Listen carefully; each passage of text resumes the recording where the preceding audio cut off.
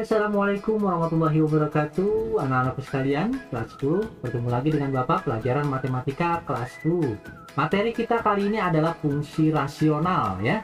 Yang lalu kita sudah pelajari tentang fungsi linear, kemudian fungsi kuadrat, dan sekarang kita akan mempelajari tentang fungsi rasional.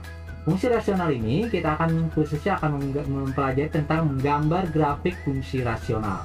Sebelum materi kita mulai, silakan kalian untuk berdoa terlebih dahulu di rumah agar bisa memahami pelajaran kita saat ini. Berdoa dimulai. Oke, anak-anak sekalian, kita akan masuk kepada materi kita, yaitu fungsi rasional. Apa itu fungsi rasional? Fungsi rasional adalah suatu fungsi fx sama dengan px per qx, dengan px dan qx adalah fungsi polinom, atau fungsi polinom itu disebut sebagai fungsi yang bersuku banyak ya. Kemudian fungsi rasional itu berbentuk pecahan ya, artinya dia bentuknya pecahan. Jadi ciri khas dari sebuah fungsi rasional adalah memiliki bentuknya seperti pecahan. Next, kita lanjut. Nah, setelah kalian ketahui waktu lalu bahwasanya untuk fungsi linear akan menghasilkan sebuah grafik garis lurus. Kemudian untuk sebuah fungsi kuadrat akan menghasilkan sebuah garis parabola.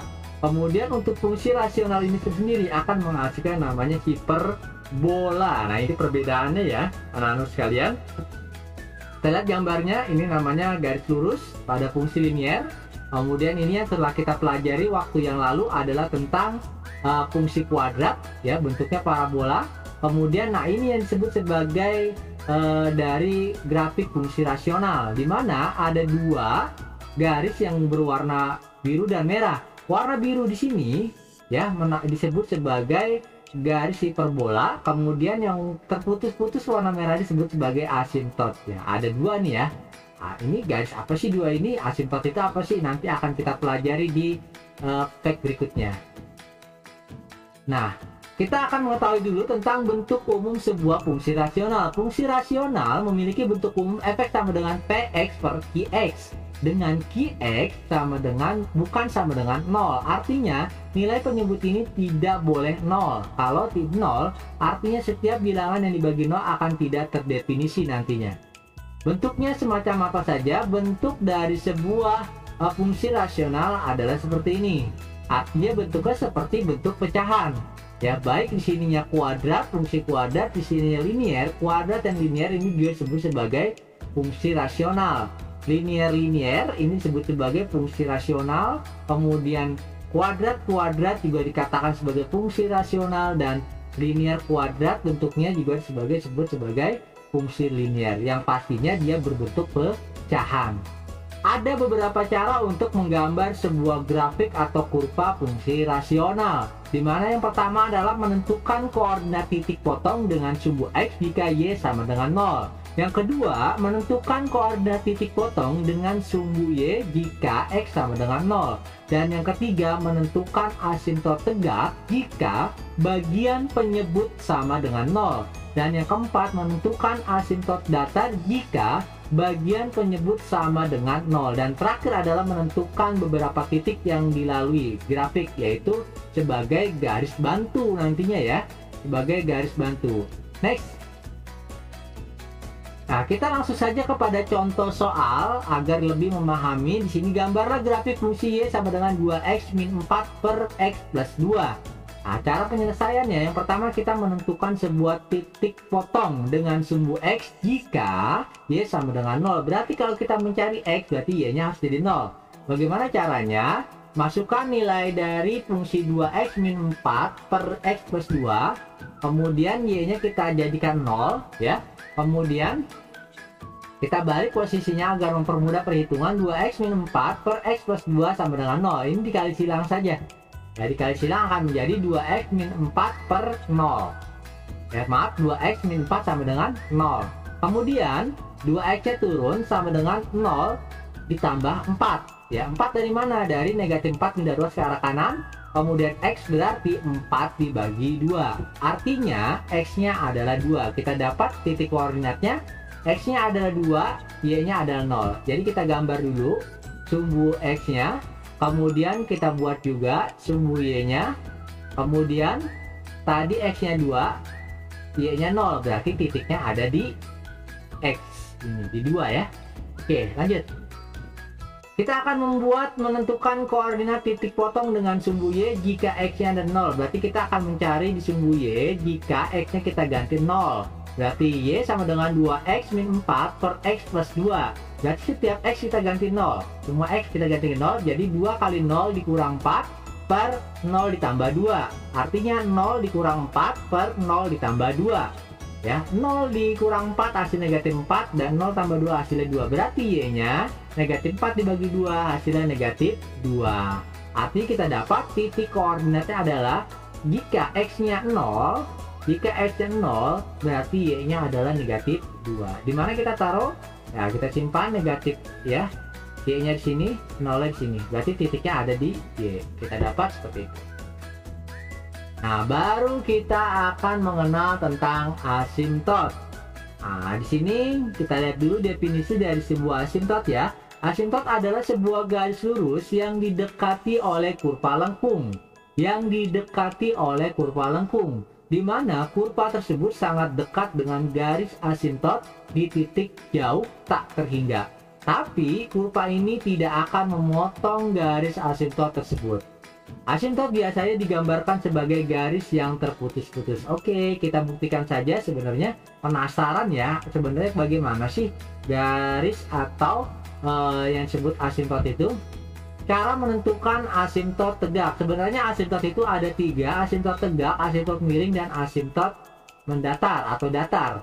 Ya, tegak atau vertikal ya, kita hitung dulu cara bagaimana menentukannya untuk yang tegak, di mana Y sama dengan 2X min 4 per X plus 2. Nah, sekarang kita ambil penyebutnya saja di sini X plus 2, kita sama dengankan sebagai 0 ya, karena penyebutnya sama dengan 0. Berarti X-nya turun 0 dikurang 2. Dari mana? Dari positif 2 pindah ruas ke kanan, berarti X sama dengan negatif 2. Berarti X ini ya, X ini negatif 2 sebagai asimtot tegak. Dan bagaimana cara menyimpannya nanti dulu ya, ada cara kedua. Nah, cara kedua bisa kalian lakukan seperti ini dengan konsep rumus AX plus B per CX plus D, dimana nanti kita ubah rumusnya menjadi negatif D per C. Di sini negatif D per C di sini ya, penyebut dengan penyebut, berarti negatifnya diubah menjadi negatif ya. Kemudian D-nya adalah 2. 2 kalau di sini negatif, berarti diubah menjadi negatif 2. Kemudian C-nya adalah nilainya 1, berarti adalah 1. Berarti negatif 2 dibagi 1 adalah negatif 2. Boleh cara ini, boleh cara ini, manapun yang kalian anggap mudah silahkan. Sekarang kita aplikasikan, karena tadi asimtotnya tegak itu adalah negatif 2X-nya, berarti negatif 2 itu ada di sumbu X. Maksudnya ya, kita taruh sini, lalu kita buat garis lurus tegak. Seperti ini ya, dia harus sejajar, tingginya sama dengan sumbu Y. Nah, ini sebagai sumbu tegak. Oke, seperti ini ya. Next, sekarang kita akan membuat sebuah asimtot mendatar atau datar. Jika bagian penyebut sama dengan 0, berarti kita masukkan fx sama dengan ax plus b per cx plus d. Lihat soalnya. Nah, artinya untuk mencari datar berarti y sama dengan a per c. Untuk mencari datar yaitu Y sama dengan A per C. Artinya A ini dibagi C. Artinya koefisien X ya. Koefisien X yang ada di depan sini dibagi saja A pembilang dengan penyebut. Nah, artinya kita masukkan di sini 2X min 4 plus X plus 2. Nah, ini ya. Ini A, yang ini adalah C. Berarti di sini nilainya 1. Berarti Y sama dengan 2 dibagi 1. 2 dibagi 1 sama dengan 2. Berarti Y-nya adalah 2. Ya, atau asimtot datarnya adalah di titik 2. Titik 2 itu mana? Di Y. Ada di sini Y. Nah, kita dapat di sini Y. Nah, sekarang kita buat garis. Ini kita buat garis. Nah, garis seperti ini. Sebutnya mendatar ya. Ini vertikal atau tegak. Artinya, untuk asimtot datar dia harus sejajar dengan sumbu X di sini ya. Lebih dipahami lagi dan dilihat dengan baik. Oke, lanjut. Kita akan mencari titik bantu.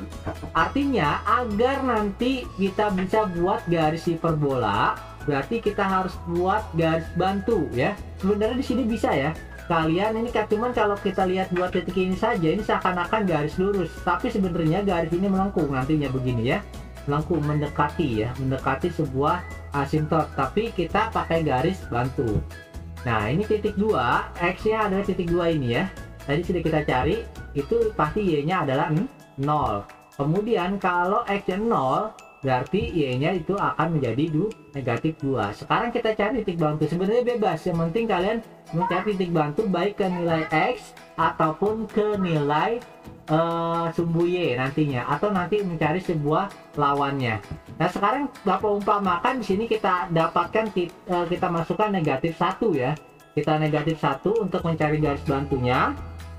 Nah, negatif 1 ini kita masukkan ke fungsi kita yang ada di sini.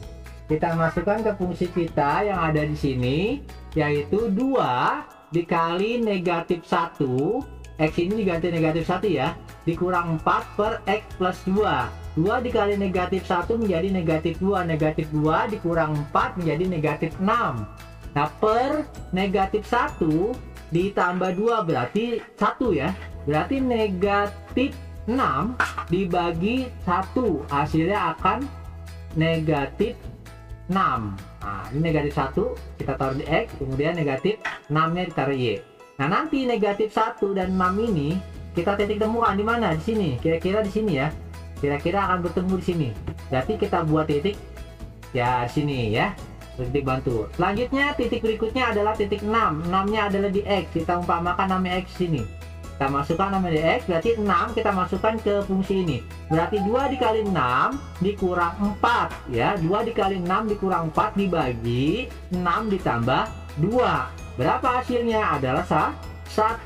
Berarti satunya adalah Y. Y-nya positif, berarti anggap kita taruh. Berarti 1 kita temukan dengan titik 6 akan insya Allah akan ada di sini titiknya. Nah, kita buat, nah ini titiknya. Selanjutnya kita mencari lawannya ya. Lawan dari titik ini cukup 4 titik ini aja sudah cukup ya. Kita buat lawannya ya. Di sini ada garisan setor lagi di sini ya. Kita buat ini, kita umpamakan X-nya adalah negatif 4. Berarti di sini umpamanya di sini ya. Kemudian kalau kita substitusikan ke dalam fungsi ini, berarti 2 dikali negatif 4 dikurang 4 ya per X plus 2 ya. Itu akan hasilnya menjadi 6. 6-nya adalah Y. Y-nya taruh sini. Berarti ini ya, garis 6 ini dengan ini akan ketemu di sini. Ya, akan ketemu di titik di sini. Nah, di tempatnya ya.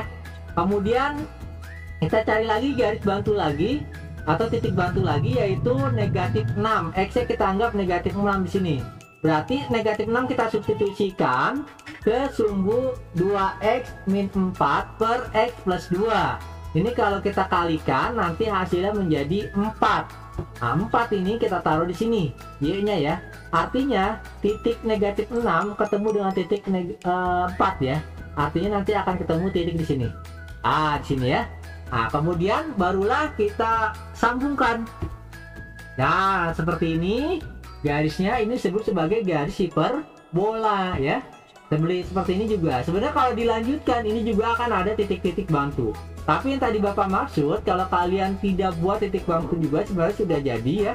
Nah, ini disebut sebagai hiperbola atau garis lengkung. Garis lengkung ini tidak akan berbentrokan atau memotong atau menempel ke garis asimtot ya, atau mini.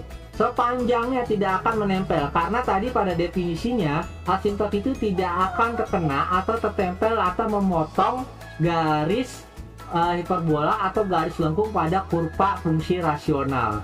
Nah, ini ciri khas dari sebuah fungsi rasional. Ternyata menarik sekali ya, dari fungsi linier, fungsi kuadrat ya, kemudian sampai dengan ke fungsi rasional yang kita pelajari ini. Oke anak-anak sekalian, nanti di akhir dari video ini nanti ada tugas, silakan kalian catat tugasnya dengan baik ya. Tidak banyak, nanti tinggal kalian aplikasikan di rumah. Seperti biasa, tugasnya kalian lakukan di rumah di kertas atau di buku tulis kalian, gambarnya saja, karena yang diminta nanti adalah gambar dari sebuah grafik dari fungsi rasional ya. Digambar oleh kalian sebaik mungkin, sebagus mungkin, nanti hasil dikirim seperti biasa, di foto dikirim ke WhatsApp Bapak. Terima kasih, semoga bermanfaat dan membantu kalian dalam mengerjakan tugasnya.